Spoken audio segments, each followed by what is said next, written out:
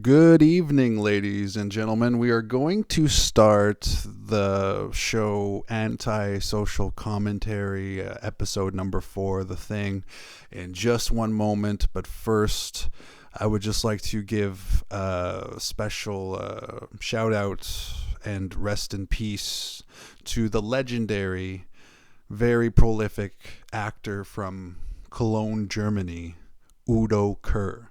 Udo Kier was a phenomenal actor, and in order to honor him today, I'm going to do two things. In a second here, I'll do it. But like he was, like Ace Ventura. He was in The Flesh of Frankenstein. He was in My Own Private Idaho, and he was in Call of Duty as Dr. Straub, one of the Nazi zombies. And I bought a game where Udo Kier is in it. It's called Martha is Dead.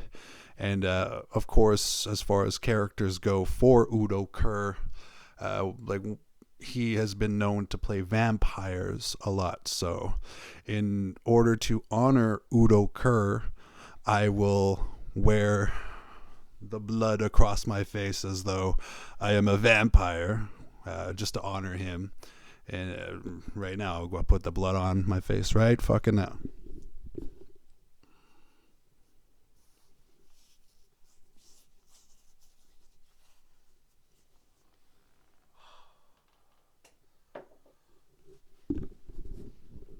So there we go. That is number one, to honor the legendary Udo Kier. Blood all over. Blood all over. And yes, ladies and gentlemen, it's real blood. Okay, and another thing I would just like to say about Udo Kier that connects to this movie, The Thing, is that John Carpenter has actually worked with Udo Kier in Masters of Horror, which was created by Mick Garris. He worked with John Carpenter in the episode Cigarette Burns, so go check that out. And also go check out the movies where he's a vampire, like Dracula 3000, Blade, Blood for Dracula, and Blood Rain.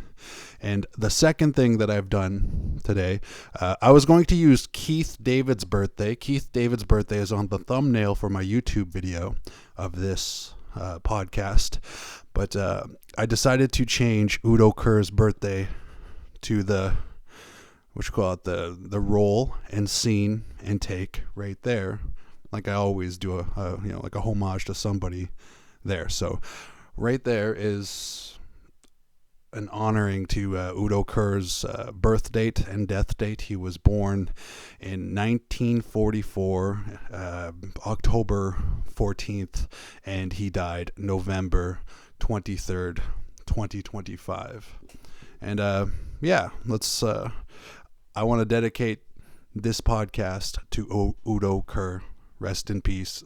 Today we're going to watch John Carpenter's The Thing. Udo Kier's not in John Carpenter's The Thing.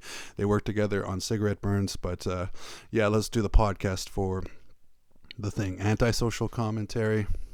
The Thing. Here we go, ladies and gentlemen.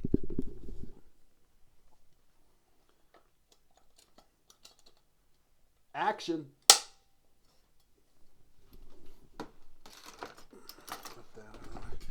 Okay, we are going to press play as soon as I get off of my Blu-rays screen here. We are going to press play. We're going to press play in 3, 2, 1, play. Okay, my DVD didn't respond there. Okay, let's start that again. My apologies. Just a little bit devastated because of Udo Kier dying. Okay, let's try that again. Right now we're at the 0000 mark, and we're going to push play in 3, 2, 1, play. There we go, ladies and gentlemen. There we go.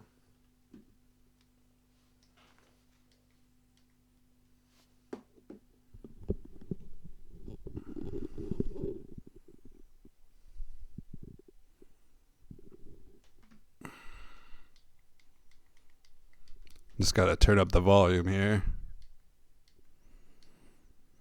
Yeah, normally John Carpenter does all of his own music and stuff like that, but that fellow Ennio Morricone did the opening music for this movie.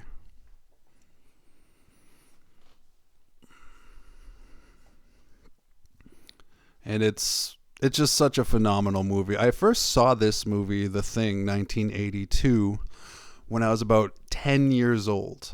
Associate producer Larry Franco actually plays a character in this movie. It's pretty cool. But I actually saw the movie The Thing when I was like 10 years old or something like that. They had that like Space Channel on channel 39, I believe it was, or whatever. And yeah, it scared the fucking hell out of me because I mean, it was edited for TV and it was still like scary as hell kind of thing. But as far as like, I was 10 years old and I still didn't understand movie magic and stuff like that, so it scared the fucking hell out of me, ladies and gentlemen. But I do love my father for showing me all of those movies that were not age appropriate for me at the time, such as The Thing and such as Evil Dead 2 was because of my Uncle Willie, but yeah, my dad showed me a lot of scary movies. And this opening sequence here where the lighting comes there and all that stuff with The Thing, the opening sequence is actually done using a fish tank and garbage bags, is what I read about online and all that shit. And here we go, Antarctica, winter 1982. Little fun factoid about the researchers that go up into Antarctica. It has been said that researchers who go up to Antarctica watch this movie about like every year on June 21st because of the it sets the mood for them. It's just a good little fun little thing to do every year. They watch this movie every year apparently at those Antarctica outposts that the British run, and yeah, it's stellar. And yeah, this song, dung dung dung dung, this little score here is by that Ennio Morricone, if I got that correctly there. And like I said, John Carpenter, like one of the things that I love about John Carpenter, other than the fact that he's a genius filmmaker and all that, there is he's also a very good musician.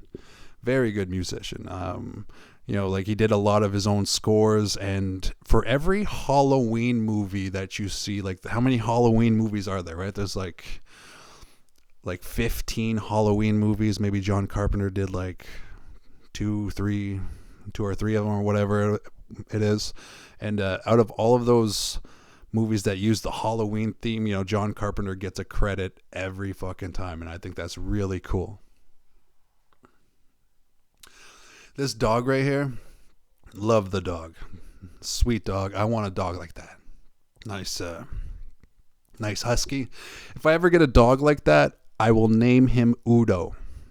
Come here, Udo. That'd be fucking awesome. Yeah, if I ever get a dog like that, I'm going to name him Udo. But that dog's name, that dog running in the Antarctica right now, which is actually in I think it's Kimberly, BC, or Juneau, Alaska. Those are the two of the filming locations they use.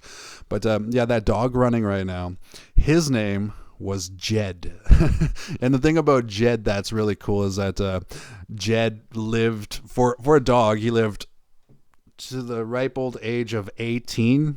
For a dog, like 18 years of life, that's a fucking long time to live. So he was actually in a lot of other movies, so you can literally call Jed an actor, which is, more than I can say about myself. But yeah, here we go. We have the introduction to the outpost and the introduction to the characters, just, adjusting to that isolated life where all they have is each other, really, Kurt Russell, the legendary Kurt Russell. The connection from this movie to the movie that we watched before, Goodfellas, The connection is the movie Backdraft.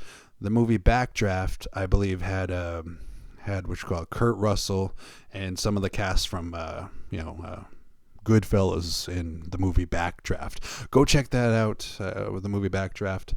It has Donald Sutherland plays a really interesting pyromaniac, just quick side character and stuff like that. That's the character that I like the most in the movie Backdraft. But yeah, right here, the computer actually cheats, and then he actually destroys the computer by dumping the alcohol in it. And I just I just think, like, what are you gonna do for the rest of the expedition up in Antarctica?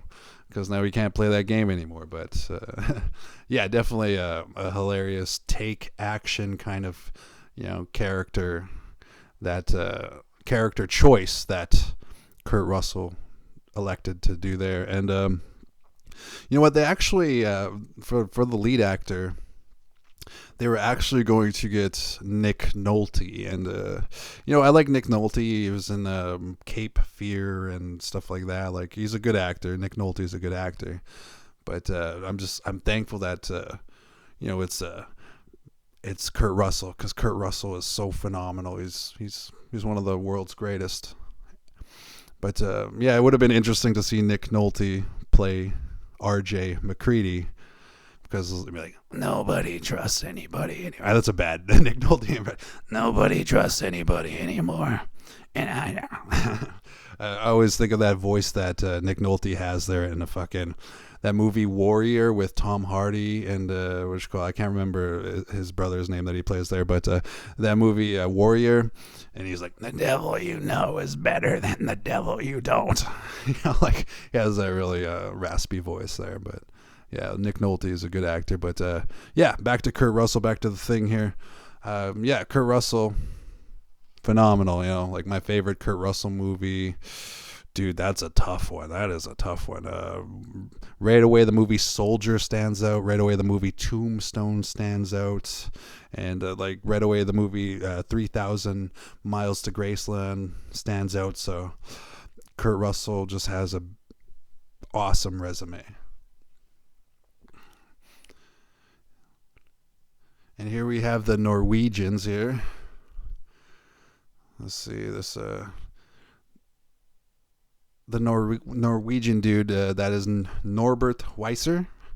And yeah, this guy messes up. They're too excited with the explosive there. Oh, man, brutal. Intense way to start. Yeah, that effect totally works 100% of the way. That guy's glasses there, like, I don't know, man. There's something untrusting about him because you can't see his eyes, right? Like, if you could see his eyes, then the characters might be able to, like, okay, this dog might be an actual nuisance. But basically, that Norwegian, he's yelling, get away from that dog. It's not a dog. It's a thing. It's something. Get the fuck away from that dog, you idiots, is basically what the guy is saying. So it's a pretty epic opening, because you have the guy flying the helicopter who dies, and then you have the fucking dude, getting shot in the eye by Gary. Gary, played by Donald Moffat. Donald Moffat is one of my favorite characters in this movie. But I mean, all of the characters in this movie are fucking awesome, to be honest with you. I'm trying to think if there's a bad character in this movie, but no, man, everybody plays it solidly.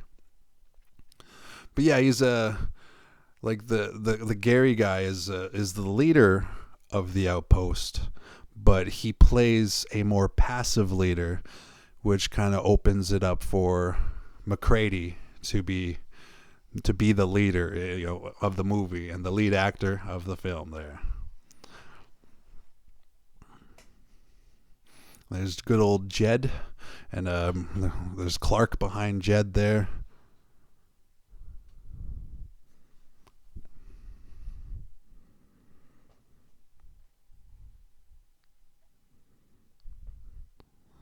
But yeah, like, really, like, this movie set the bar for practical horror effects as far as horror goes and stuff like that. Like definitely fucking set the bar. And yeah, what you call it? Like even effects like that, totally awesome. Like fun fact about this movie, even though it flopped, like it tanked at the box office, right? The box office was like they made this movie for about $15 million. I'm just gonna put the subtitles on here, but they made this movie for like $15 million, and out of the $15 million, they actually used 10% of the 15 million, 1.5 million, just on special effects, which is a lot of the budget for any film, really. But the fact that John Carpenter decided we need to make this effects driven and just fucking amazing. The fact that he did that, like, thank you from the whole world who loves this movie, right? Thank you. He hired Rob Bottin, and like Stan Winston or something like that. And interesting story about Rob Bottin. Rob Bottin, like Da Vinci when he painted the Sistine Chapel, did I get that right? I hope I got the artist right. But or Michelangelo. Which one did the fucking Sistine Chapel? God, I wish I was smarter. But I'm not. Anyways, whomever fucking did the Sistine Chapel. This is embarrassing. I gotta look it up now, but this is bad. This is bad for me to like. I thought at least I got, like, if it's Michelangelo, then at least I corrected myself. But fuck, I had a long day. I worked 10 hours today, and now I'm doing this podcast. But the Sistine Chapel.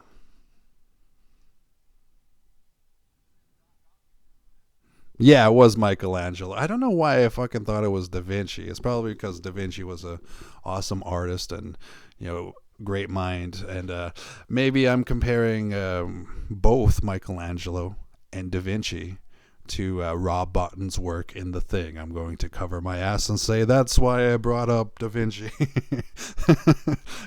Even though that was a fucking dumb brainstall moment that I had where I couldn't remember it was at Michelangelo. But yeah, in a way, Rob Bottin is kind of like the Da Vinci of horror effects, almost like up there with Greg Nicotero and Howard Berger and Tom Savini, right? And as for the Michelangelo thing, what I originally wanted to say was that after painting the Sistine Chapel, Michelangelo was so exhausted and like he lost part of his sight from perfecting the detail in the Sistine Chapel. And here for this movie, The Thing, when it comes to the movie The fucking Thing here, Rob Bottin was exhausted and he had to be hospitalized after, just obsessing over making the effects look as perfect as they are. And I just want to say thank you and salute to Rob Bottin for all of the hard work he put into the special effects department. And also a shout out again to Stan Winston. The sombrero. I love the sombrero. I couldn't find a sombrero in time to make this podcast to wear a sombrero. But as far as that fucking sombrero goes, Kurt Russell walked on stage and he kind of pointed at that hat. I was like, what's that? And then they're like, that's your hat as RJ McCready. It's like, what? Get the fuck out. I'm not wearing that. And then the people convinced him, just wear the hat. Trust me, you'll see what it means. And then of course, him wearing the hat is just iconic. And the Antarctica is basically like a desert, right? So it's kind of, yeah. The song they're using, Superstition, very very suitable for this movie, right? Like, if you believe in things that you don't understand, then you suffer, and then you add that with the paranoia and the isolation and the fact that they're trying to be like, are you the thing? Are you the thing? Are you the thing? When it comes to hey, are you the thing, by the way? John Carpenter actually tried to keep it a secret from the cast. Like, who is the Thing, John? Well, I'm not telling you. That way you have the real, like it's almost like method acting from the director. So it's like method directing. So it's like method acting inspired by the director. So while they were filming this, other than like the lead character or whatever, like, nobody kind of knew who was going to be the Thing. And that silhouette they used of the shadow looking backwards, like John Carpenter, according to my research, to sound like DA from the fucking Magic School Bus there. According to my research, John Carpenter actually hired somebody who wasn't part of the cast to do that scene. So that's why you don't really know who the fuck it is. You know what I mean? Like, you can speculate. It looks like that one guy. Which guy am I trying to think here? Norris. I think it looks like Norris to me. Just like the haircut is a bit more square. To me, it looks like Norris. But who do you think it looks like? But no, yeah, John Carpenter hired somebody who wasn't part of the cast to do that. And of course, like, just again, like the practical effects in this movie, you know what I mean? Instead of like a CGI helicopter, they didn't really have CGI back then, but like instead of like computer generated effects like they have nowadays, and it's just but like the Thing though, just everything is so realistic looking. I gotta turn up my TV's brightness here, guys, so yeah. Well, there we go. The thing that is tough about, like Blu-ray players is that, like Blu-rays and stuff like that. For me, a lot of the times it seems like the restored older films have it's like they're darker than when it was on DVD or VHS for some reason. But it's still fucking awesome. Still a great scene where they're going through the compound there. And even though a lot of people, like, a lot of people say that this is a remake of like the 1950s. I can't remember what year it was. The movie The Thing from Another World or something like that. The Thing from Out of This World. What the fuck was it called? The Thing from Another World. I'm going to gamble. I think it was called The Thing from Another World in the 1950s. Even though they say that it's a remake, it's not technically a remake. Like, it uses the same source material as the book by John W. Campbell Jr., which is called Who Goes There? They use the same source material, but it's not a remake because of the movie being go check out the 1950s one. It's not the greatest, but it's still one of those things where it's like, wow, I can't believe they made this in the 1950s because everybody was so wow back then. I mean, in 1906 when they made the Great Train Robbery, when the guy shoots his gun at the screen in the movie there, audiences were like, oh God, like that's how people were then in 1906. So in 1950s, people were still kind of like, whoa. And then when this movie came out in the 80s, actually, it was still before its time. Like, as far as gore goes, the critics slammed this movie, and it was a flop at the box office. They spent $15 million to make it. And then domestically, it made like $19 million or something like that. And in movie terms, that's a flop. But the critics slammed it for being too gory and a little bit nihilistic and stuff like that. And I guess a lot of the critics, when they left the movie theater, they were like, where's the hope? Where's the, where's the resolution? Where's the liberation? But yeah, of course, we're searching the Norwegian base right now. But yeah, when it comes to the hope, when it comes to the hope that people wanted from this movie, there's actually an alternate ending.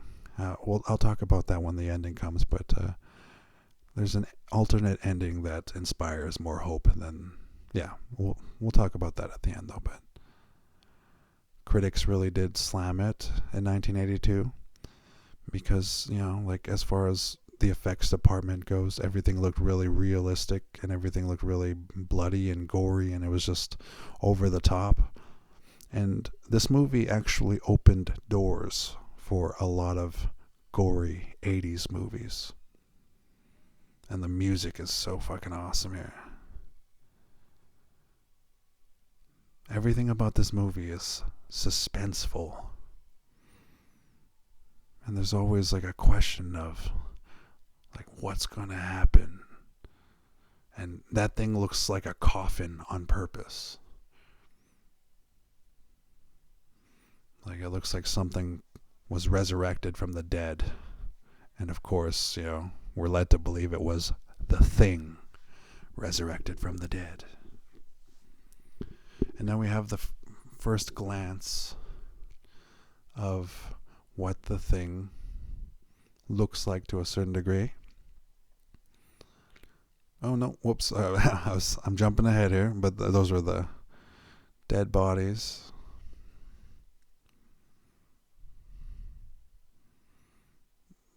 But yeah, I guess that was the first glimpse of the dead Thing, yeah. But I was jumping ahead to the dog scene that comes later. That's one of my favorite scenes. But yeah, everything in this fucking movie is so fucking good. So I think this base was in Kimberley, BC, if I'm not mistaken. If not Kimberley, BC, then it was Juneau, Alaska. And then they did a lot of really hard work to make the Universal Studios look like the Antarctic. And it's hard to tell when they actually cut back to it. But yeah, just beautiful use of real imagery in Kimberley, BC and Juneau. And then mix that with the studio being so... this here has got to be the studio because they pumped up humidifiers and shit like that, and just made it really look steamy and beautiful like that. And of course we have the first unveiling of the Thing, and the whole crew is like, what the fuck? That's awesome.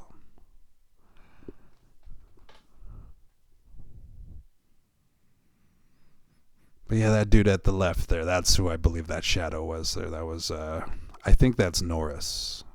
If I don't got that, if I got that correctly, I think that's Norris. Good old Gary.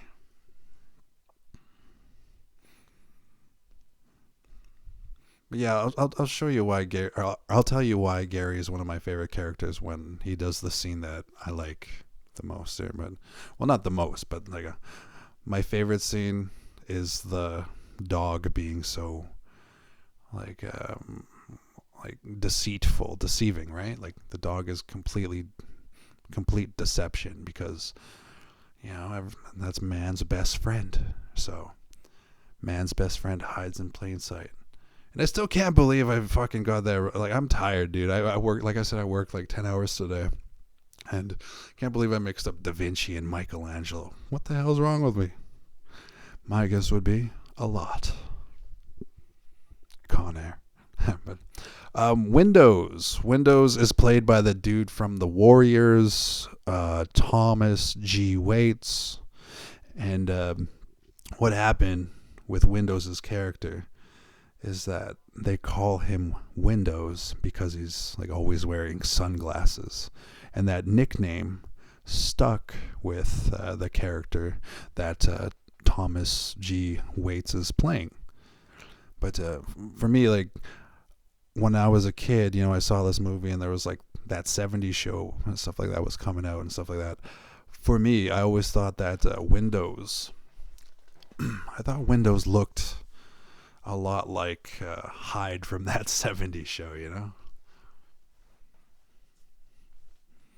So, like, to the point where, like, when I was a kid, I had to, like, hey, is that what you call Danny Masterson's father? And no, it's not, thank goodness. Yeah, but like when I was a kid, I didn't know the name, right? I didn't know that it was Thomas G. Waits, and yes, that's why when I looked it up, I was like, oh, are they related? They look related. Man, that's beautiful. I'm pretty sure that's the studio. I don't know, man. I need to study more about this. I apologize.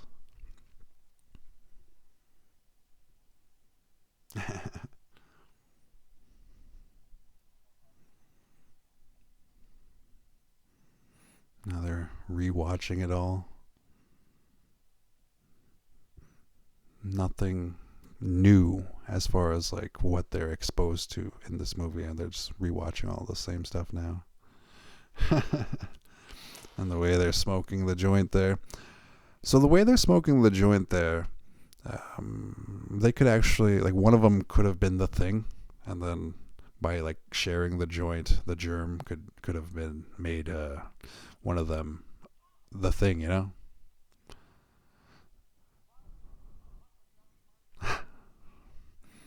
Good old Bennings. Yeah, who the fuck was Bennings played by? I can't remember who Bennings was played by, but yeah. It's on the fucking thing DVD here. Let's see if I could fucking find Bennings' name. Bennings. I still call it a DVD when it's a Blu-ray. No, I can't find Bennings' name, dude. I apologize. I've had a long day. I should have studied this movie a lot more. Like, I love this movie. I really do, and I'm not doing it justice by doing that. But yeah, right now that's a real dog. Real dog. And then real dog.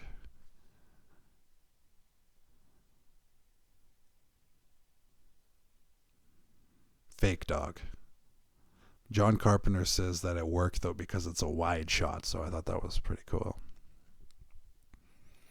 And when I was a kid, this is the scene that scared the fucking hell out of me, man. This is like the transformation of the dog here, Jed. As far as that goes, like, it's just fucking awesome. I am so let down that I cannot remember the actor who played Bennings. I apologize, ladies and gentlemen. I can remember that. Fucking love these effects, dude. Rob Bottin did an amazing job. I can remember the dog's name is Jed. I can remember that Kurt Russell's stunt double is named Dick Warlock, but I can't remember who played Bennings.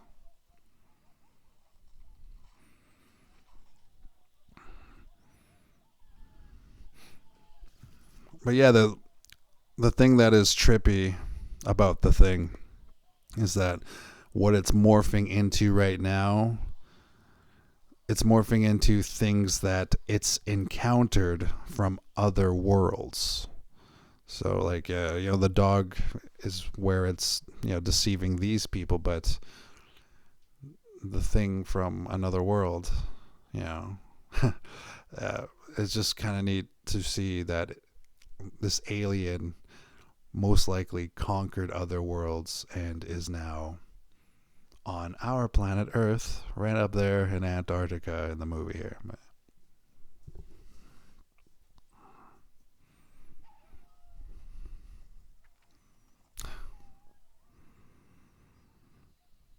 Good old Clark.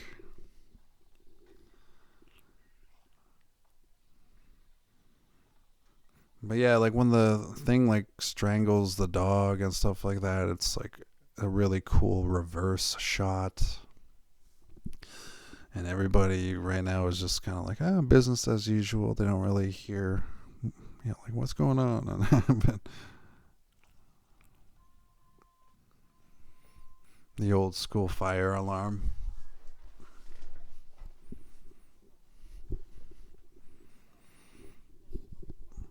To me, the fire alarm, not only is it the standard alarm and all that shit, to me it kind of represents the beginning of paranoia.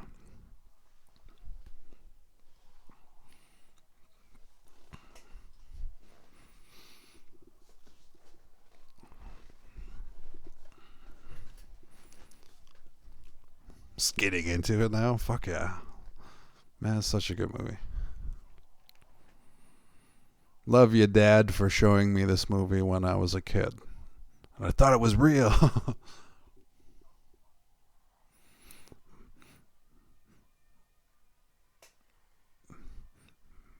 Yeah, when you're a kid and you think that's real or something, man, did that ever scare the hell out of me. And those tentacles coming out of the thing, that's all reverse shot. Oh, there it is. That's that reverse shot I was talking about that wraps around the dog. They just pull it back, put it in reverse. So good. And they say that the way the dogs are dying kind of represents how some of these people are dying. But a couple shots, and a couple of them absorbed by the thing. But I think that's an over analytic speculation as far as that goes. There's a lot of those. I'll share a couple with those later on in the film.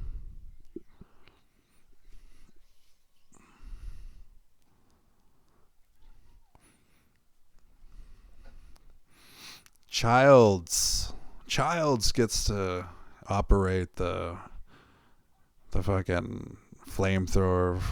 No, wait, no, Childs freezes up and then Kurt Russell does it, right?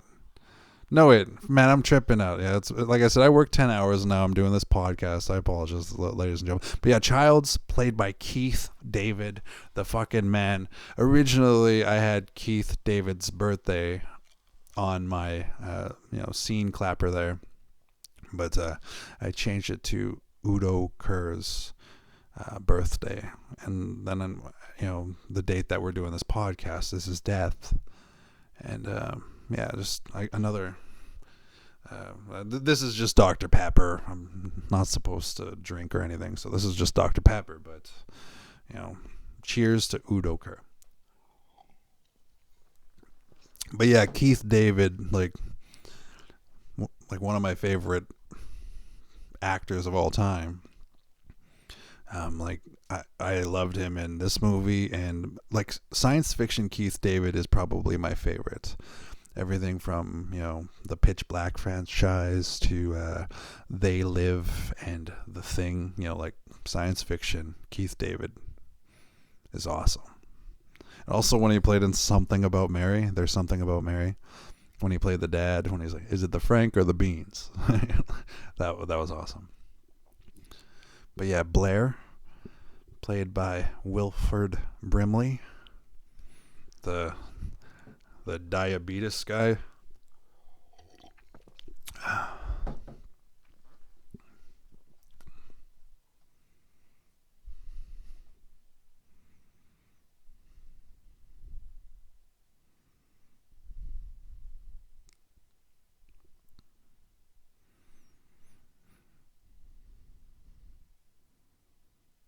Blair's look down. And the way Blair's touching the thing with his eraser and then touching his lip right here. So he touches his lip right there. Right there he could have been infected by the thing. Because each cell from the thing is a living organism, right?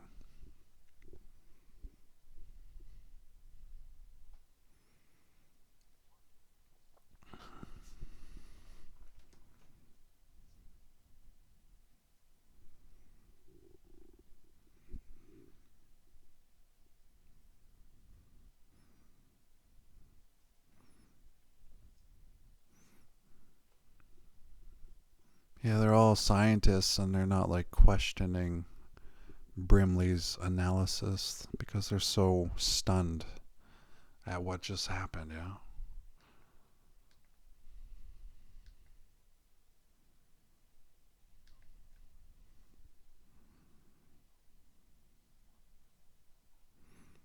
Good old Richard Masur as Clark.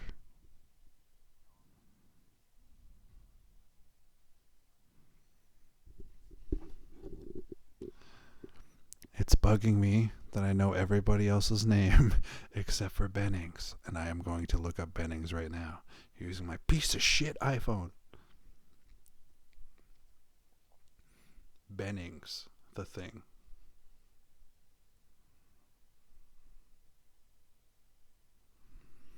See, George Bennings was played by Peter Maloney.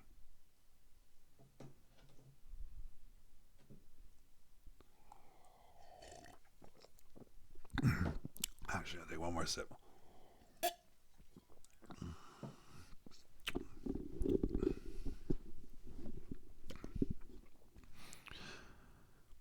Originally, instead of John Carpenter, the studio asked Tobe Hooper, who directed the Texas Chainsaw Massacre. They asked Tobe Hooper, the director of the Texas Chainsaw Massacre, to direct the thing. And instead, they decided... they didn't decide. I think there was like a scheduling conflict or something like that as far as Tobe Hooper goes or something like that.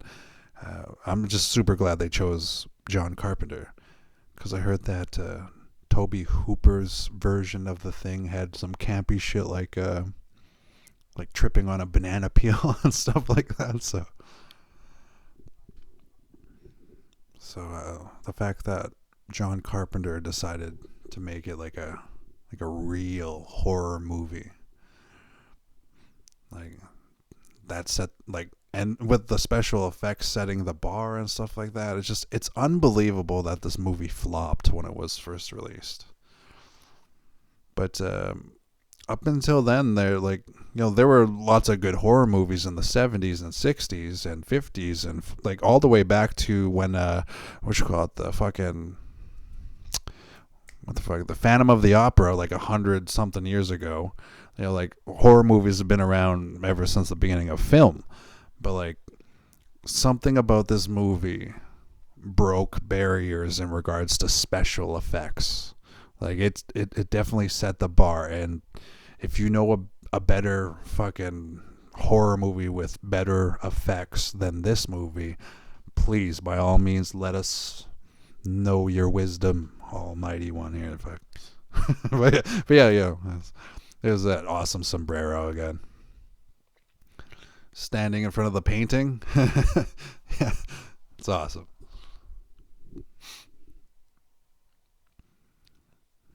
I love it when old school movies use paintings and stuff like that.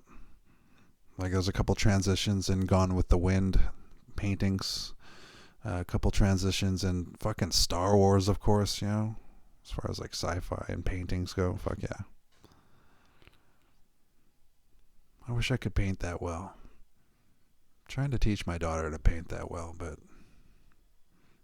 time will tell. She loves it so far.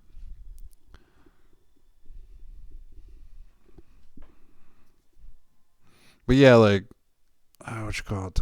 R.J. McCready, Kurt Russell's. I'm pretty sure that person climbing down there. I'm pretty sure that was Dick Warlock, his stunt double.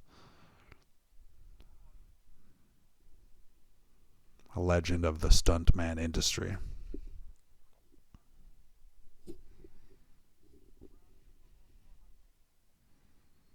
Fucking Da Vinci and Michelangelo. Jesus Christ, I can't believe I fucking mixed that up. Yeah. You ever get disappointed at yourself and be like, I can't believe I said that?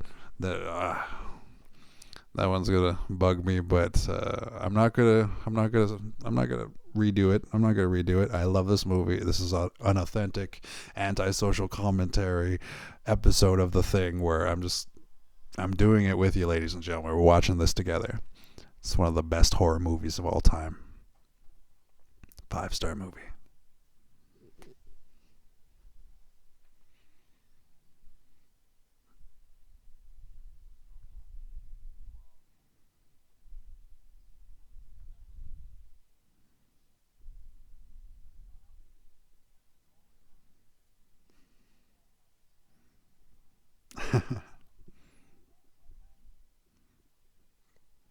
Captivated by the UFO talk, stuff like that.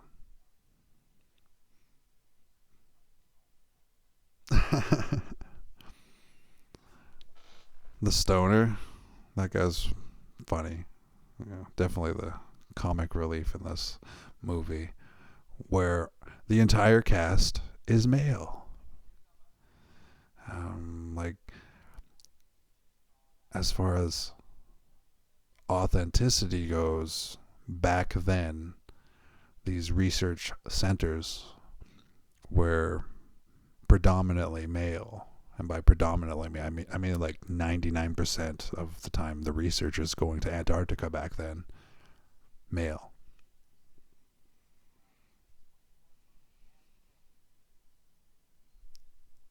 And even though the 2011, I think, movie of The Thing, even though a lot of people didn't like that movie, I liked it because I'm in love with Mary Elizabeth Winstead. And what you call it, even though like that movie wasn't well received by the biggest horror buffs I know, I like the remake, and I thought it was cool that they put a female lead in the remake of The Thing. In fact, after I do this podcast, I'm going to watch The Thing and just enjoy myself without having to do the commentary. Like, I don't have to do this. I love doing this, and thank you for watching it with me. If you didn't tune out when I said that fucking Da Vinci thing. Da Vinci painted the Sistine Chapel. Man, it was Michelangelo, man.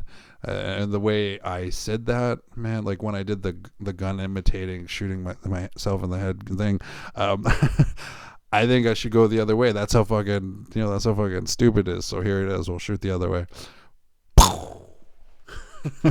That's how stupid it was of me to think that Da Vinci fucking painted the Sistine Chapel. But thanks for sticking with me. Pray for me. Here we go. See, we are 43 minutes in, ladies and gentlemen. And that technology of the cell absorbing human cells and like imitating it, at that time that technology didn't exist. But as far as like the way John Carpenter set that up as a visual aid for people to see it and stuff like that, that was before its time for sure. Like, because now they do have simulations on computers, just millions of different kinds of simulations using different kinds of formulas and different kinds of things like that, just to give humans a better idea and understanding of the universe that we exist in. Chemistry, physics, biology, all that shit. So the fact that John Carpenter had that scene where the thing was absorbing cell by cell by cell, like, again, before its time.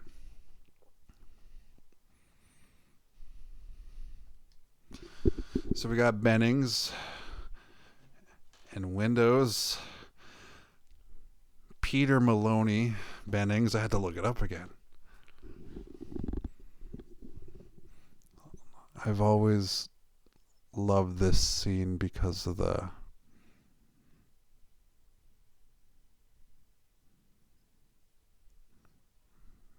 blanket coming up here.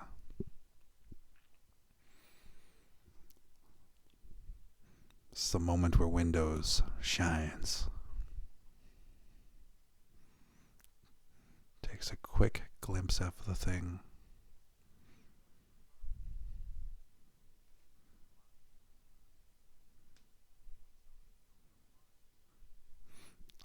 I love how Windows kind of like foreshadows burning of the thing, right? The burning of the thing. And the way that Bennings, that part's so awesome. Old school horror trick, right? Like when the characters have their back turned and then they look at, that's an old school horror trick in a lot of really good horror movies. Like, for example, Army of Darkness, when Ash is in the cave and that hand comes up. Yeah, they use that trick a lot. Poor old Bennings. Yeah, like obviously, like in the realm of science, if the thing was a real thing and all that stuff, it would be like the find of the century. But it's devastating how horrifying something like that would be if it were real, right?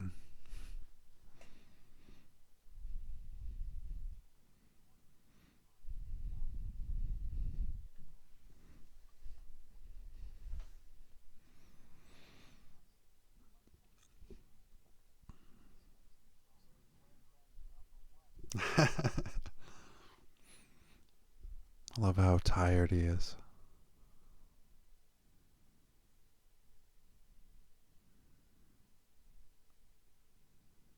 When he says they're not quite dead yet, and like just the genius of Kurt Russell, how his eyes say it all. Oh, poor old Bennings.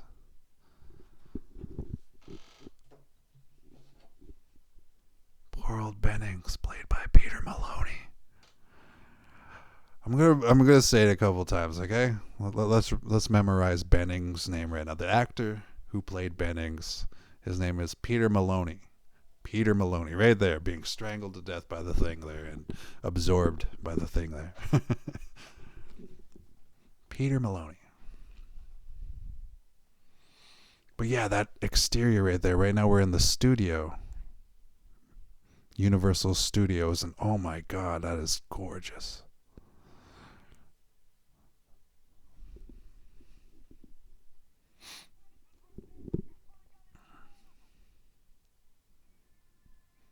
Waits played his character so well. Underrated actor.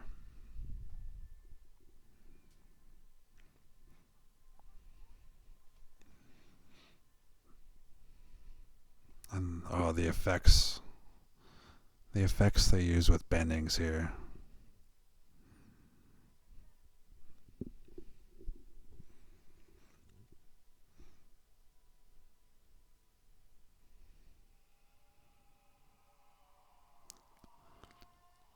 God, I love that sound effects. That sound effect of Bennings' version of the thing screaming, like, oh, it's terrifying, dude. Kurt Russell, I mean, they switched it to a dummy, obviously, but like Kurt Russell there pointed out how, if this were a different movie, those barrels would explode. But in this particular scene, nope, just gotta.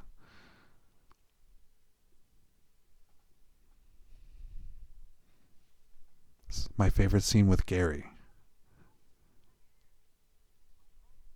Oh. That's the most emotional scene in this movie, ladies and gentlemen. When Gary said that Bennings was his friend, and he's known him for 10 years, and he Gary definitely has the passion of a leader when he says that he knew Bennings for 10 years, But yeah, taking over R.J. McCready.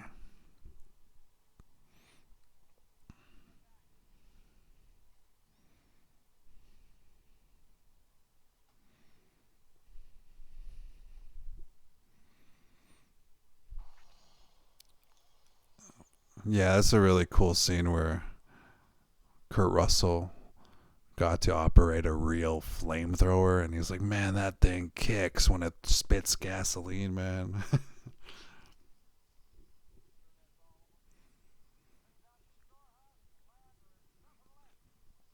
The burning of Bennings there, like the effects, like I said already, the effects department spent $1.5 million of their $15 million budget on special effects.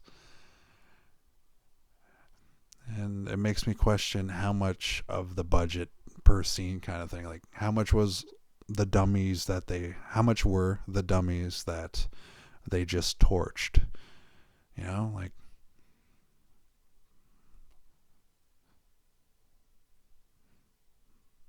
it was probably cheaper to rent that bombardier snowplow thing than it was to make the dummies, you know?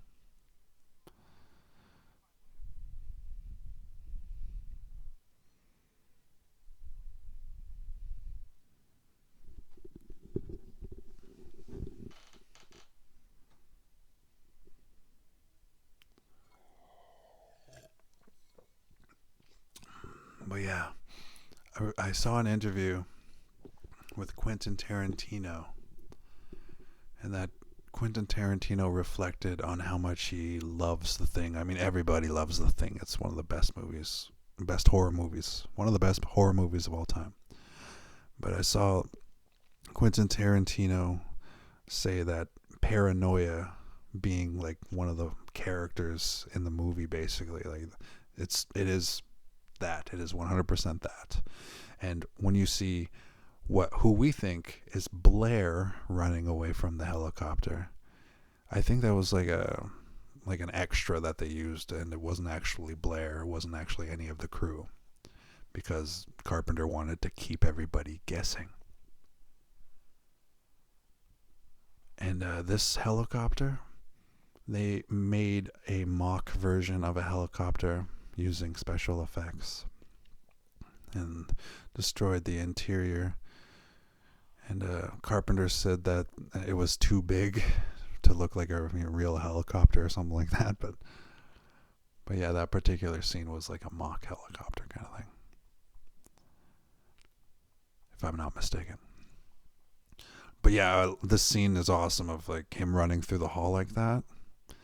This is my favorite scene, and that's why I have the quote up here.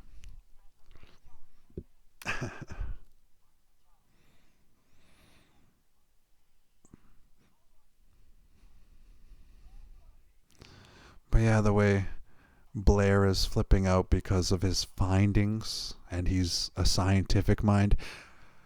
Him doing this is his scientific mind doing the, like something logical to a certain degree. Like, we can perceive it as illogical to cut off all of the fucking ways to get out of the base. We can see that as illogical. But Blair knowing that the Thing could take over the world like that. Blair knowing that. Him destroying the helicopter and destroying the communication systems. To me, in a way that is perceived as an illogical, to me it's perceived as a logical move based on his scientific findings. And it's not that Blair's humanity is gone when he becomes a threat to the people on the base there. when Wilford screams, "I'll kill you," that's my favorite part. Actually, it might be the punch that comes there when they subdue him. That might be my favorite part. But "I'll kill you," that part's so good. When RJ gives him those shots. So yeah, I think that would be my favorite part of the movie.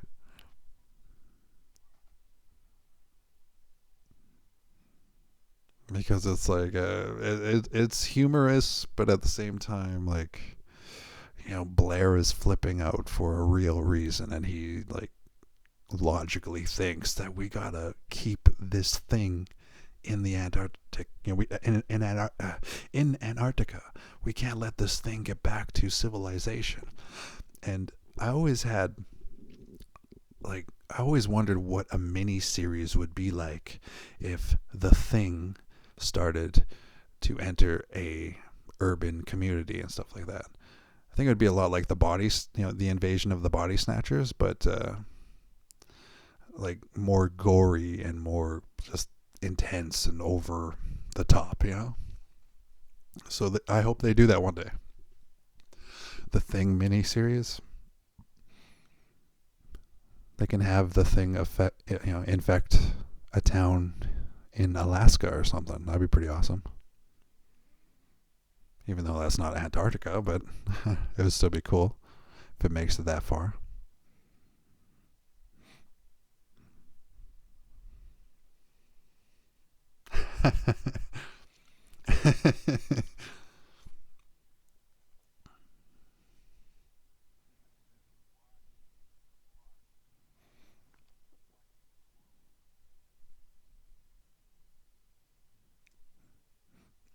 The paranoia sets in. Is Blair infected already or not? Right now, I don't think that Blair is infected. But there's some speculation that by saying, watch Clark, the thing is trying to throw these people off its scent. I'm going to turn it up a bit.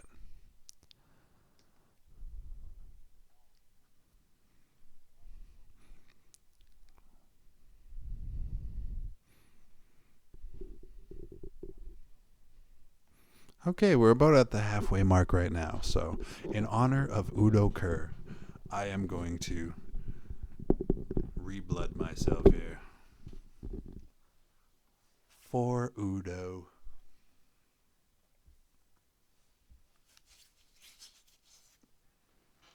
There we go, huh? Ah, delicious. But yeah, Udo Kier was notorious for being a vampire, and I didn't want to wear my fangs today or let them, pop out naturally, but in honor of him. Vampire blood.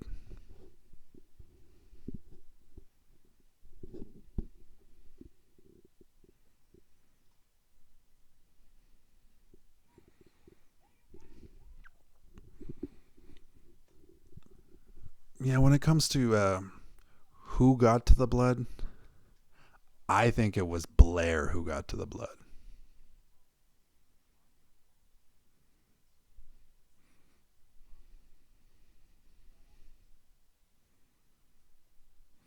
I don't know why I think it was Blair, but just because of the way Blair was destroying the helicopter, destroying the communications, why not destroy the blood supply as well?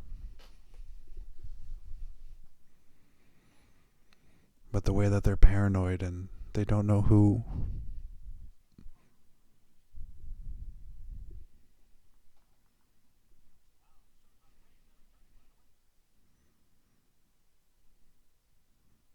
You gotta love Doc's piercings. Richard Dysart or whatever, like that piercing seems so out of place for an older gentleman such as Richard Dysart. Dysart?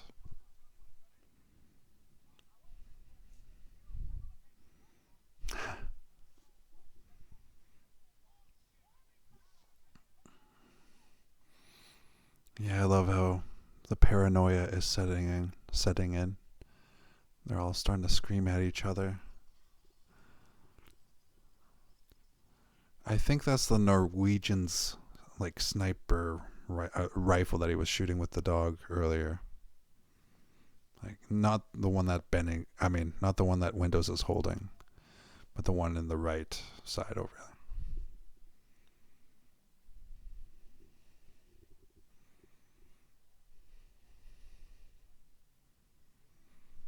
But yeah, on the back behind Gary there is his office. It says MT. Fuck. Like he's the station manager basically. MT Gary, right?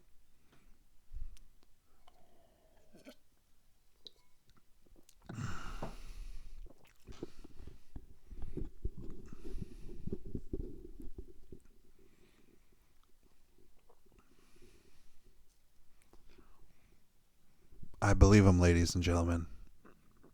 Like, even if this was my first time seeing this movie, I believe the character Gary there.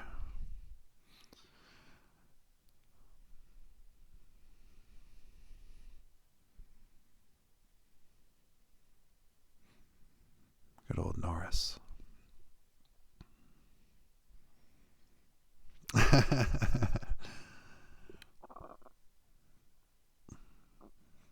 I love how everybody jumps when Childs offers to take command.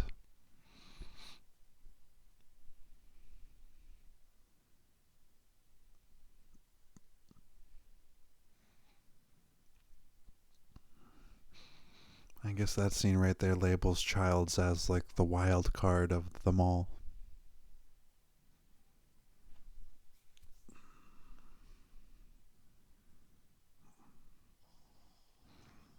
Critics have slammed this movie as in like, there was not enough character development and stuff like that, but it's a horror movie. When it comes to horror movies, a lot of the time... Sorry, this part's awesome.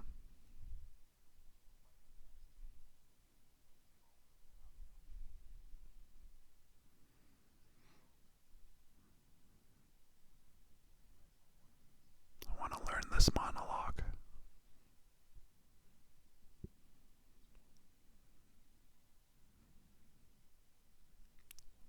Solid.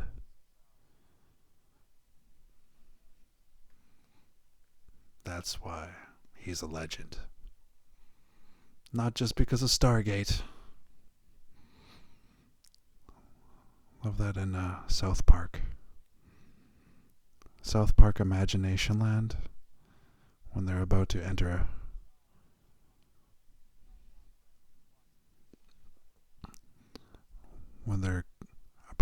Imagination Land. They're like, "Are you ready? Are you ready, team? Are you ready, kids? Are you ready, Kurt Russell?" Stargate. It's awesome. And South Park is awesome.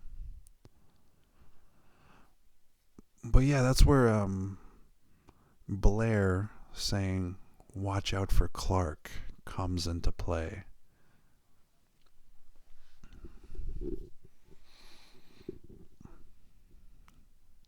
Now, according to Carpenter,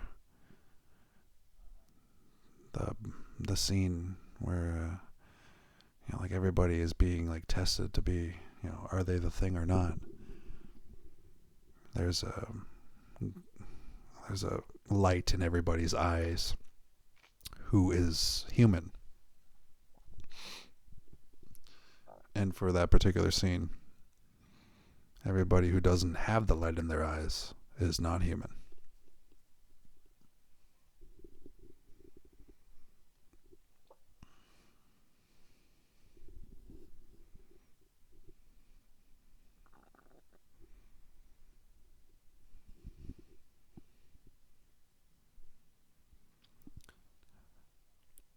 The character development issue that critics had in 1982 when they first watched this movie and thought that characters lacked depth.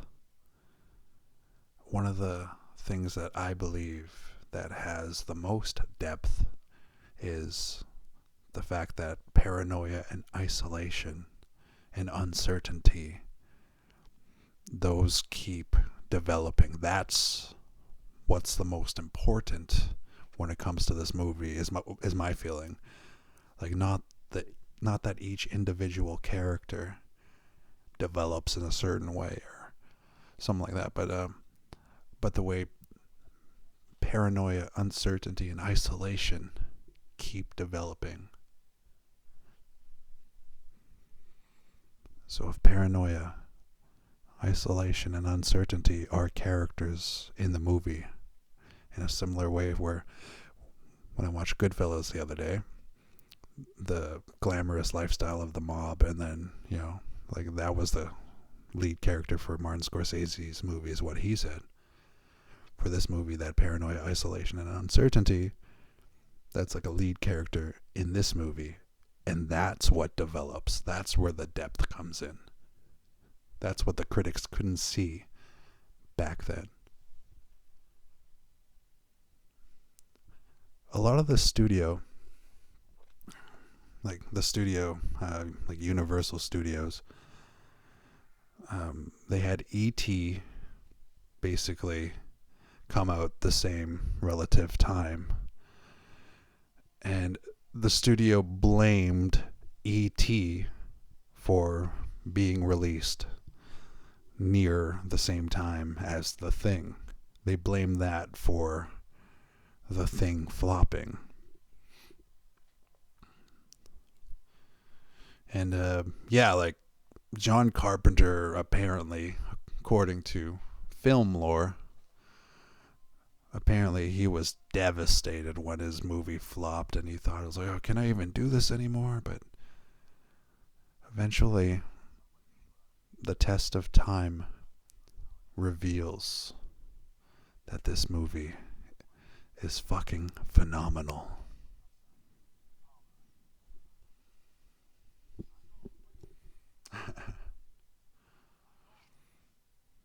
I like Palmer.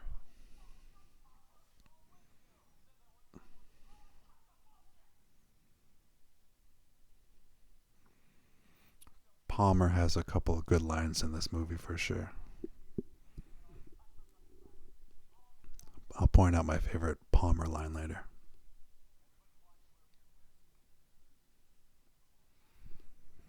It took Kurt Russell like a year to grow that big bushy beard. Just to sound like the guy from Hot Fuzz. He had a big bushy beard or whatever. But yeah, it took Kurt Russell like a year to grow that beard for R.J. McCready, is what I was told.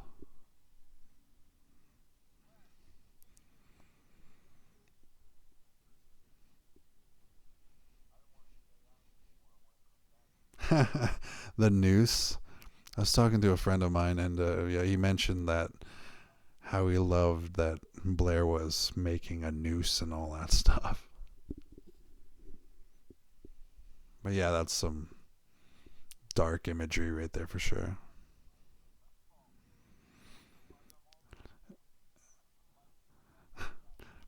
While he's telling everybody he's not a harm to himself or others, and the noose is right there, right? It's poetic, dark, like an Edgar Allan Poe story. Quote the Raven.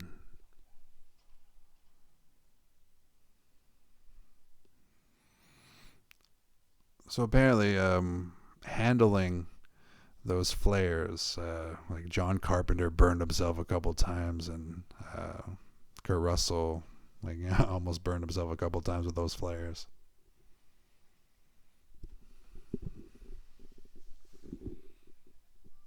Excuse me. I had my supper after working like 10 hours, and then I had my supper, decided to do this podcast. Thank you for listening. Thank you for watching. If you're watching this with me, I appreciate it.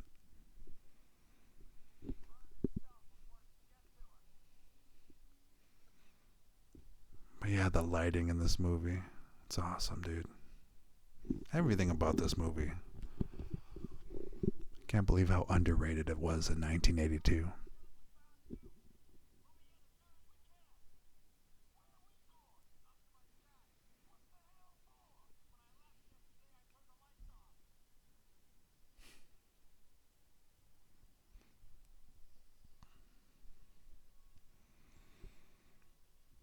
Yeah, that look that Windows gives to the window of the shack is that look of uncertainty for sure. Like, the entire movie is just like them being paranoid and just, yeah, man, it's awesome.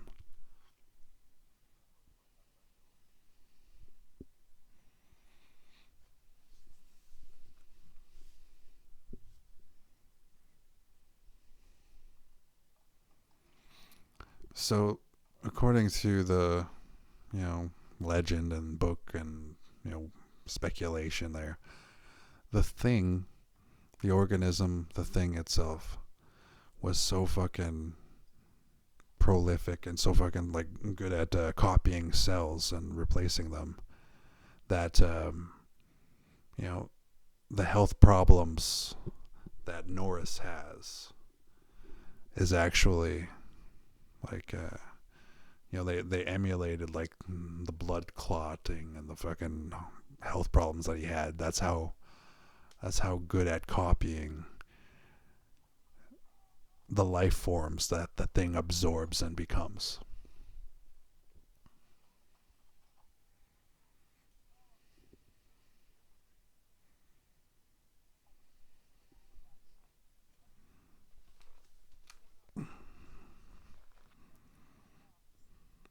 Good old T.K. Carter playing Knowles.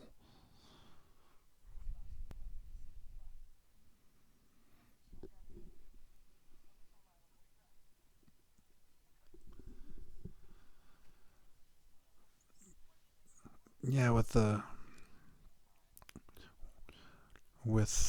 thing being so intelligent of a life form, the fact that the thing is so intelligent as a life form, the way it's trying to like frame McCready,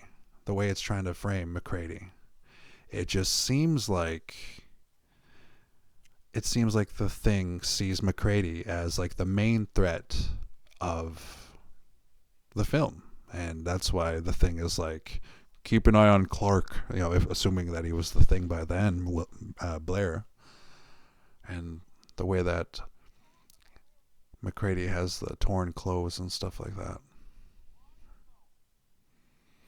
Seems like the thing identified McCready as the main threat, which is pretty incredible, I think.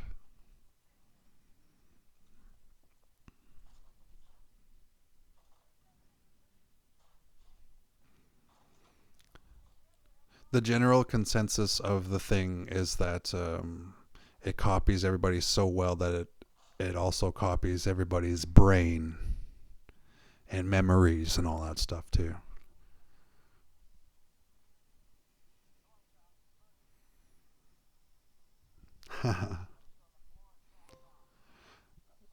There was a part where um, what you call it, McCready almost actually killed himself with dynamite in this movie, by which I mean Kurt Russell.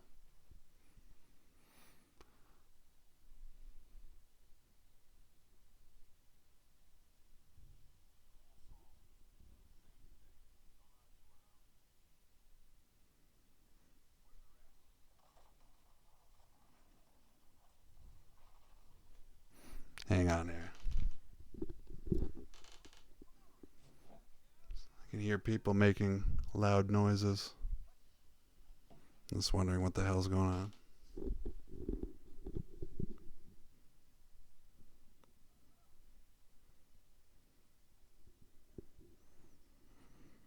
But yeah, Norris here.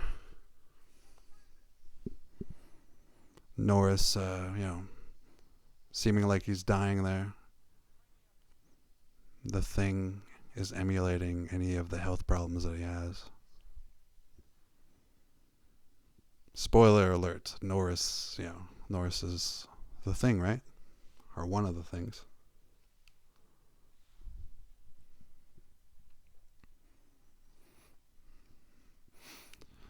I asked one of my friends, what's your favorite part? One of my other friends there.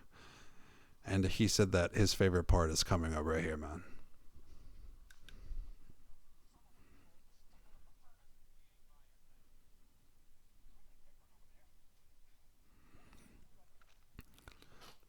Poor old Doc. Like, Doc thinks he's trying to save an actual life, right? That's his, like, instinct as a doctor after spending, 7 to fucking 12 years in fucking medical school or whatever, if you want to be a specialist at something, whatever whatever doctor is. But right here's my buddy's favorite scene.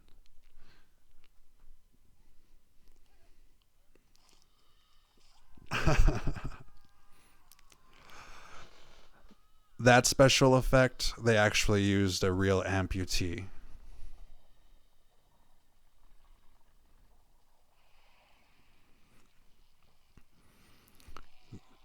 But yeah, the practical effects win like 9 times out of 10 over CGI. You know.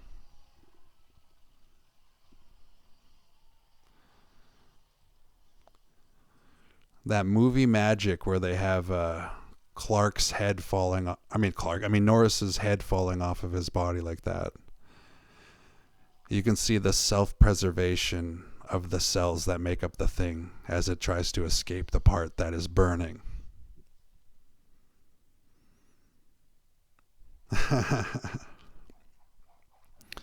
And that of course is another beautiful reverse shot when that tentacle or whatever it is comes out of Norris's mouth. Just phenomenal effects.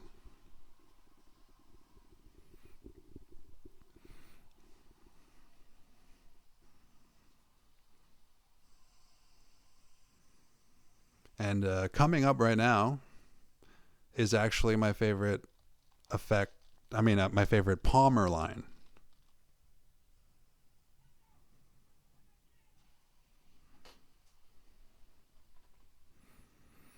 Said I would point out my favorite Palmer line, and it's coming up right now.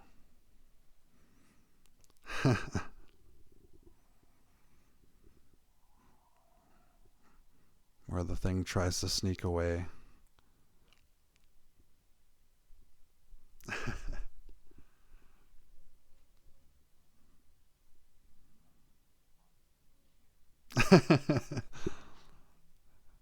Yeah, that one's my favorite Palmer line.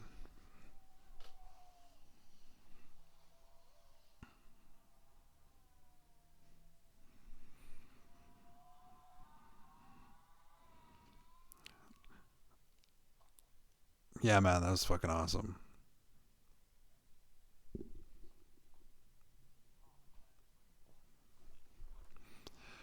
This is the scene where you can kind of tell there's like a light in everybody's eyes when they get tested. Like there's a light in Clark's eyes. So that kind of signifies that he's human. There's a light in Kurt Russell's eyes, light in Keith David's eyes.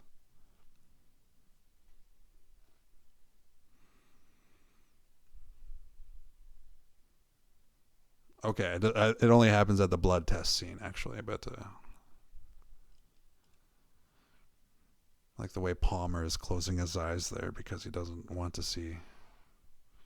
But he sees it anyway. He thought he was going to shoot Childs, but he ends up shooting Clark. And the fact that Clark is human, you know, like, this adds depth to it when he's like, Child's reaction to McCready killing Clark. That adds a little bit more depth to the character that the critics were complaining about in 1982.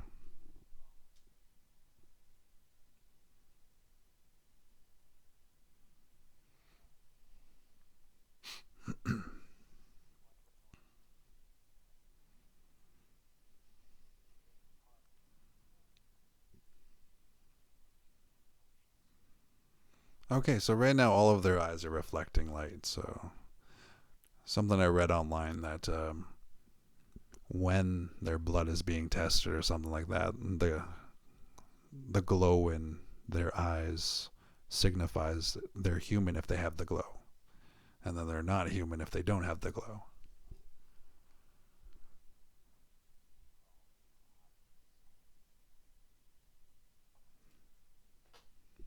The picture on this YouTube video, like for the YouTube upload, it's called I made the blood test thing with the.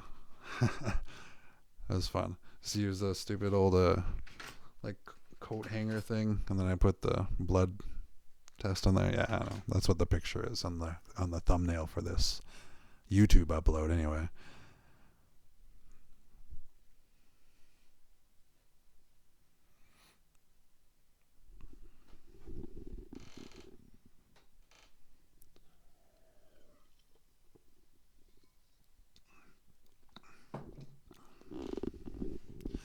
Yeah, so I guess I'd have to, if I were to pick a John Carpenter movie that is my favorite movie, this is definitely up there. But my favorite movie by John Carpenter is In the Mouth of Madness.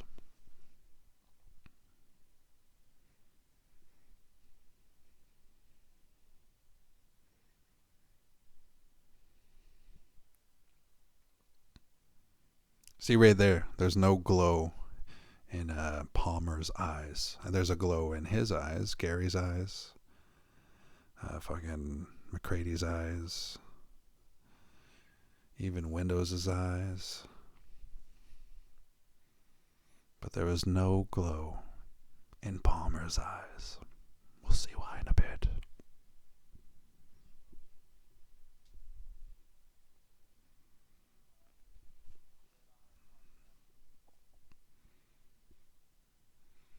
And of course, there's a glow in Childs' eyes.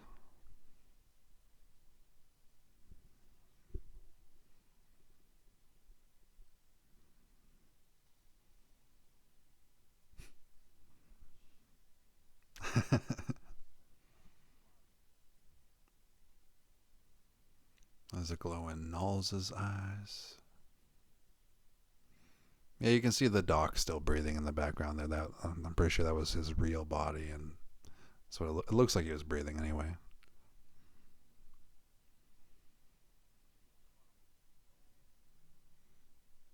I love that gulp that McCready does there when he's about to test Clark, because he wants Clark to be an alien because he killed him, right? That right there, that adds more depth to the character Childs and all that stuff. I know he's saying that spitefully to McCready.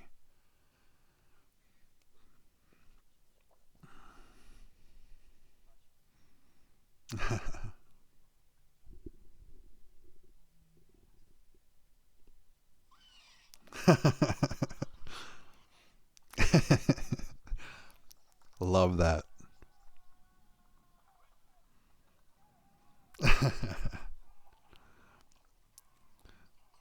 Yep, that dead eye. And man, again, the effects, dude. Look at that. Beautiful.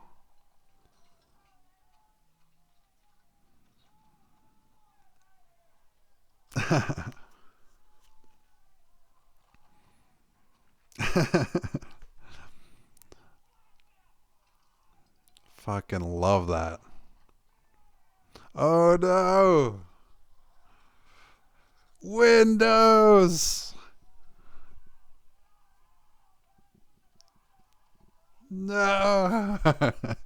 Yeah, I like Windows. Windows is cool, man. This scene is brilliant. The way they're all panicking. Fucking group effort, dude. Group effort.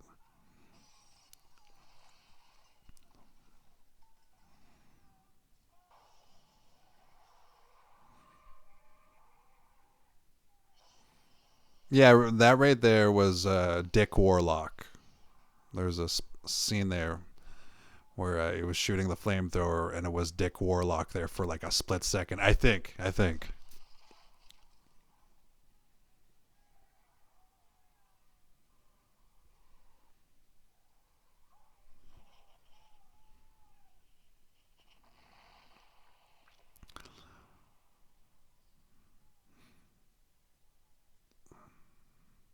Fucking beautiful effects. Aw.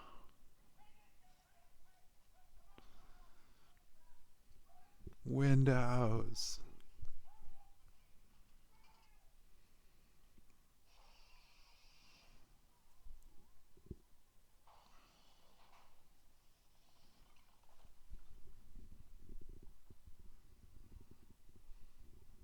Yeah, man. Windows was cool.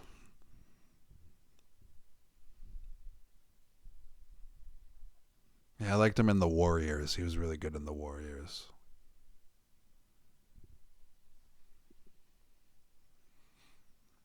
I love that quick transition. The way they test nulls. And it happens like instantly, yeah.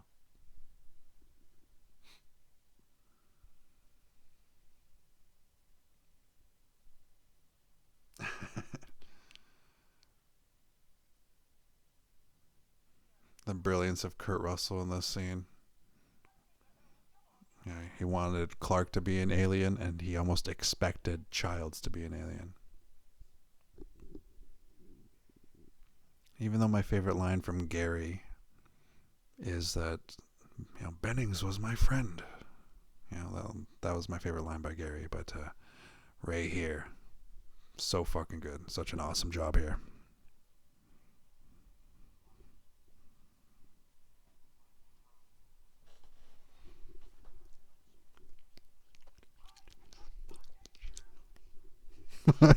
Yeah, I almost said chair there, or mouthed chair there, but yeah, that line is fucking phenomenal.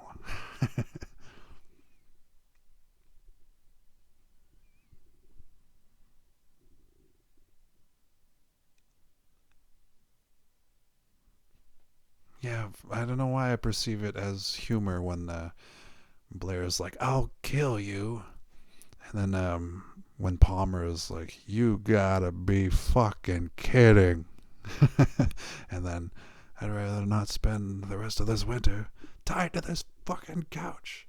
Like, to me, those are like humorous, funny, but like serious at the same time. Like fuck, such a good movie, dude.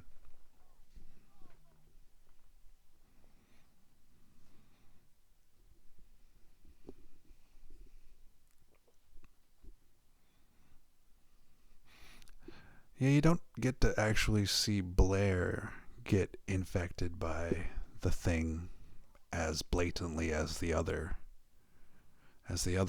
folks you see and all that shit there. But what you do get to see is that pencil thing where God, right, on the thing, he touches the thing, and then and then he touches his like lip like that, and that kind of makes you think, or makes me think, that the way Blair got infected, excuse me, the way Blair got infected was a lot like the common cold, right? At first it probably felt like, oh, my throat is sore or something like that, and then as the thing generated more and more cells to replicate inside of Blair, it's basically like fucking COVID or something like that. Oh, which reminds me, there's a lot of like crazy speculative theories out there in the world, the internet, right? God love the internet. But there's this one theory. It's real. I don't, it has nothing to do with the movie, but it's later on. They're like, oh, that's a lot like the AIDS epidemic. Ugh. You know what I mean? Like, but yeah, somebody pointed out that it's a lot like that, where it's like, you can't really tell if somebody has it, But yeah, that AIDS virus thing wasn't until like a couple of years later, I think. So,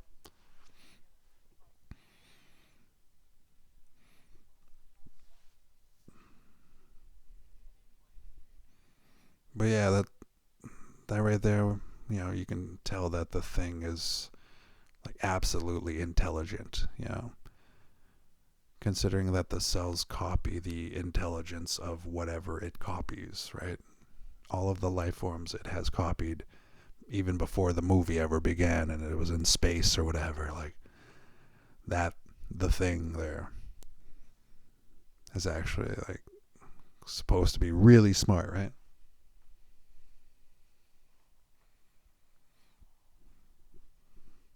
But yeah, there's some sort of metaphor when McCready destroys the computer for cheating, and how McCready is the one who kind of destroys the thing.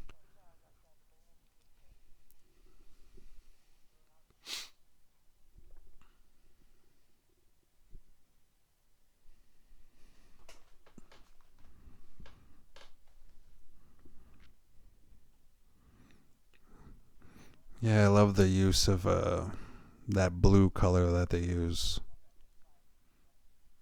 and then the contrast between the flares, a lot of red and pink, and then the blue throughout the movie and stuff like that.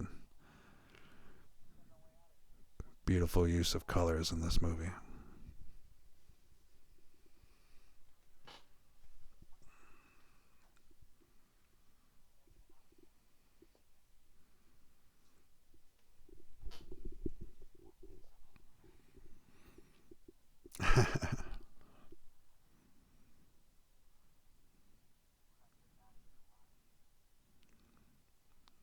Oh, that little smirk that Gary gives McCready. Yep. They're on a suicide mission for the rest of the movie just to try to kill the fucking thing.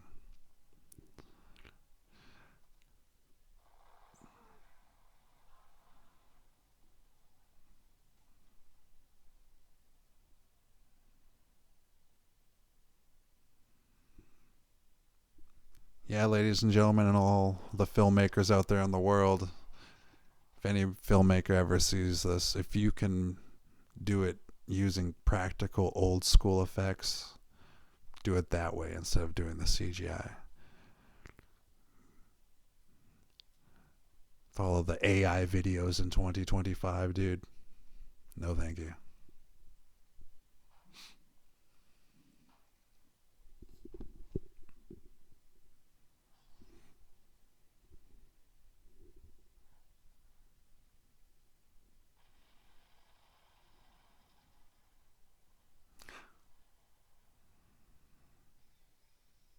Sorry, I just love this scene where they go around torching the base.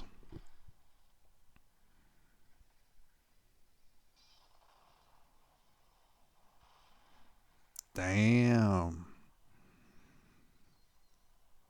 That's what I love about John Carpenter movies, you know, like, you know, by the end of the movie, like, there's going to be explosions, monster transformations, gore, guts, suspense, fear, paranoia. That's why he is truly one of the masters of horror, and that's why he has that episode called Cigarette Burns with Udo Kier.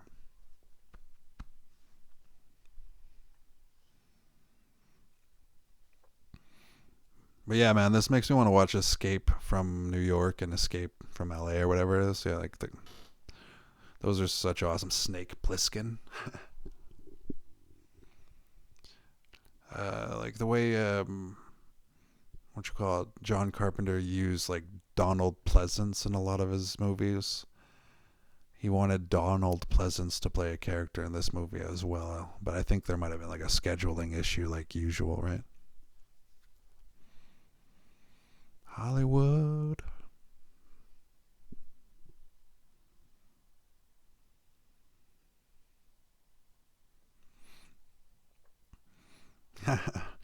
Love that where McCready has all of the dynamite strapped to him and the Molotov cocktails on his left thigh there, and he's holding the fucking flare.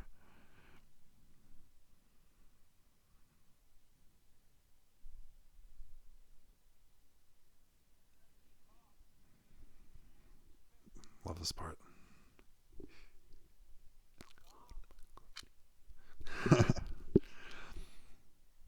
Yeah, man, that's the genius of what you call it, Donald Moffat right there, Gary, right? Like, he's a really good actor, veteran actor.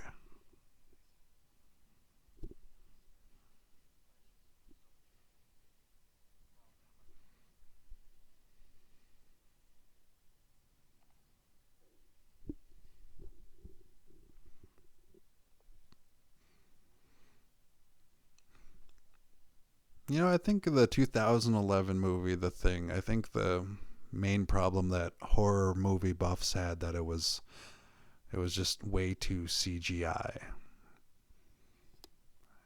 And as much as like as much as I do like the 2011 movie, there's not as much paranoia and isolation and uncertainty in that movie. Like, does it hold a candle to the 1982 Thing? In my heart, it does. But I can see why a couple of friends of mine and stuff like horror movie buffs, I can see why they didn't really like The Thing that much. But oh no! No! Donald Moffat. But yeah, Gary looks like he has one of the most painful. I mean, all of the deaths in this movie look painful as hell, but like just the fact that Blair's fingers are underneath his skin like that. Just fucking gruesome looking. And that part right there, where he's like absorbing him and walking away at the same time, fucking brutal.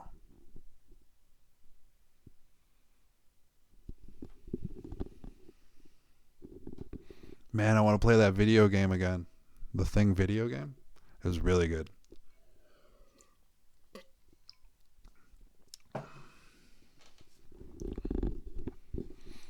Can't remember if they remade it, like if they made it for today's Xbox, but if they did, I'm gonna fucking buy it after this because I have reignited my love for The Thing.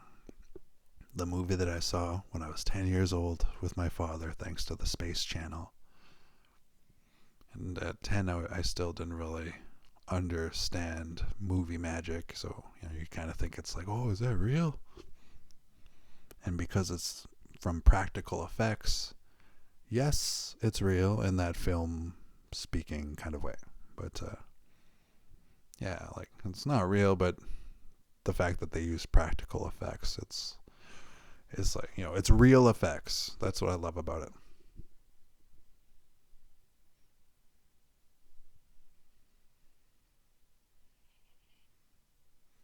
I think right here is where Kurt Russell almost kills himself with the dynamite in real life.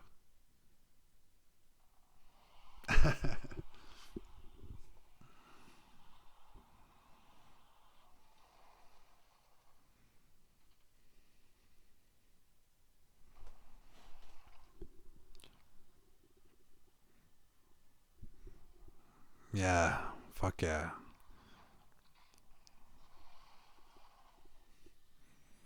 The Thing starts going nuts because they know that it's, they're about to fuck it up, right? They're about to fucking try to kill it and shit like that.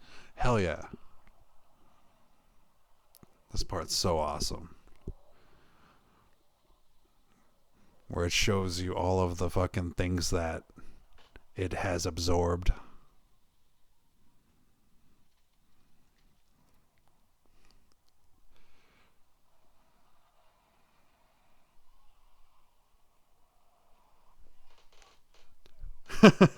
Yes.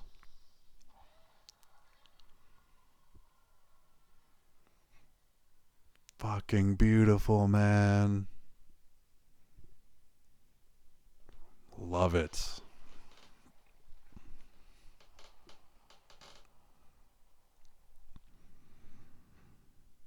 Love it. Love it. Look at that. What a beautiful movie, guys. What a beautiful movie. Amazing. And now right here, a lot of critics had a problem with this part right here. But for me, I love this part. I love it. In fact, I once wrote a zombie story, and at the end of that zombie story was a lot like this, But I'll explain that in a bit here. But like, look at the lighting.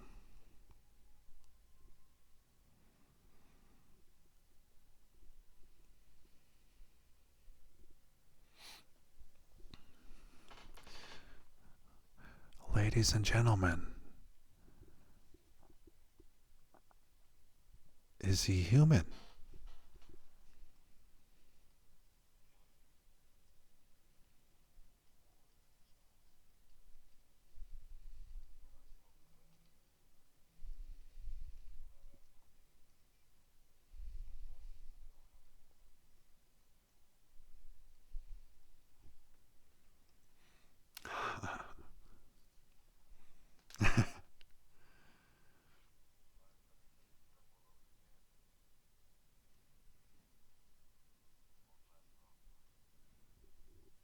There's not as much of a light in Childs' eyes, but at the same time there is. So it's like right there, it looks like his eyes are, he looks like the Thing there.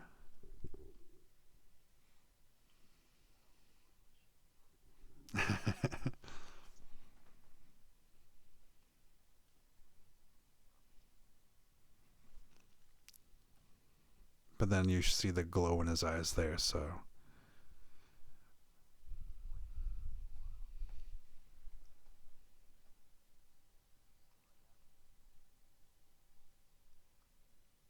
Hell yeah.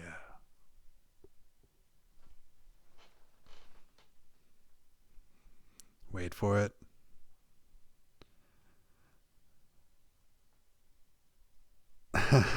The music kicking in right there.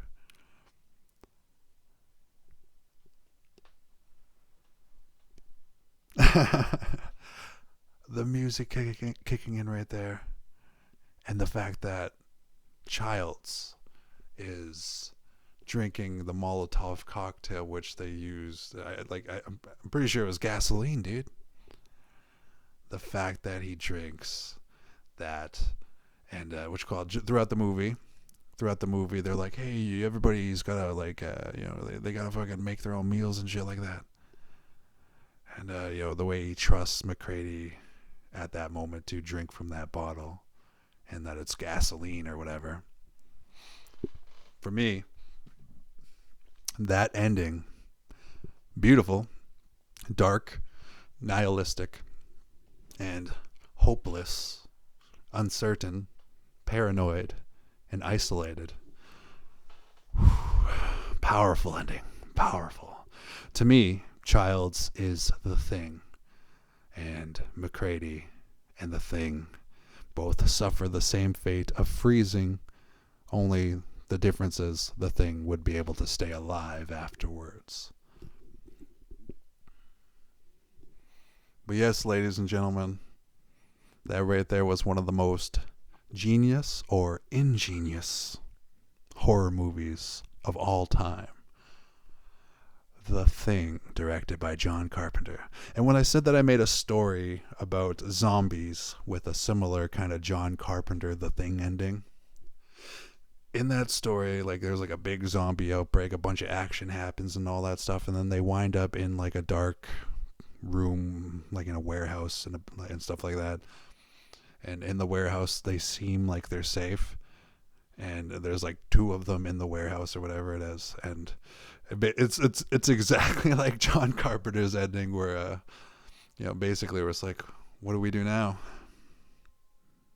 Now we wait, and then the doom is that at the end of the story that I wrote there, which has the same kind of ending of that, is that in the warehouse, it's just the two of them. But outside of the warehouse, every fucking zombie in the fucking area knows that they're inside of the warehouse. But yeah, ladies and gentlemen, The Thing, 1982, John Carpenter. What do you think? Do you think that Childs is the Thing? I really do. I really think that Childs is the Thing. And I saw an interview with John Carpenter and Stephen Colbert. And Stephen Colbert asked John Carpenter, hey, John, man, is Childs the Thing at the end of The Thing? And it was and it was okay, I'll let you know. If you send me a bunch of money, if you send me a $10,000 check, I'll tell you the truth. And I always thought that was awesome because, it totally leaves open speculation for anybody. And one of my other friends, I talked to 5 different friends about this movie before I did this podcast. One of my other friends said that the ending, it's so morbidly dark, and there's hopelessness and stuff like that, but what his general consensus was that it is left open for interpretation on purpose. And unfortunately, at the same time, even though that's what I love about it, even though that's what a lot of people love about it, unfortunately at the same time, the people that were critics in 1982, They thought that this movie had too much of a nihilistic ending. It was too hopeless. It was too dark. And there was actually an alternate ending that John Carpenter kind of had if needed. And that alternate ending was basically supposed to be Kurt Russell's character, R.J. McCready, gets rescued And then when he gets rescued, they do a blood test to see if he's the Thing, and he's not the Thing. But yeah, when it comes to Childs, dude, like when it comes to Keith David's character Childs, I honestly believe that Childs is the Thing. But thank you for watching. If you watched this entire thing with me, if you watched the thing with me this entire way, I really appreciate it. I love doing this for fun. This is who I am as a person. It is what it is, And yeah, before I end this podcast here, ladies and gentlemen, before I end it, once again, I would just like to say, rest in peace to the legend Udo Kier, who was born in 1944, October 14th. And unfortunately, Mr. Udo Kier, one of the horror icons of our time in regards to this, time of film from, like, ever since I was born. And, like, just, like, look at how, look at how old the guy was. Like, he's a legend, absolute legend. And I was just heartbroken to see this dude, the doctor from Suspiria, I was just heartbroken to hear that he died today. And his connection to John Carpenter and The Thing is the movie, is the TV series, the Masters of Horror. And one of my other buddies actually lent me the DVD Masters of Horror, and I got to see cigarette burns in about like 2010 or whatever it was. But there it is, ladies and gentlemen. The Thing, 1982, directed by John Carpenter. This podcast is dedicated to Udo Kier. Rest in peace, and thank you for watching another episode of Antisocial Commentary. Cheers, love, respect. Cut.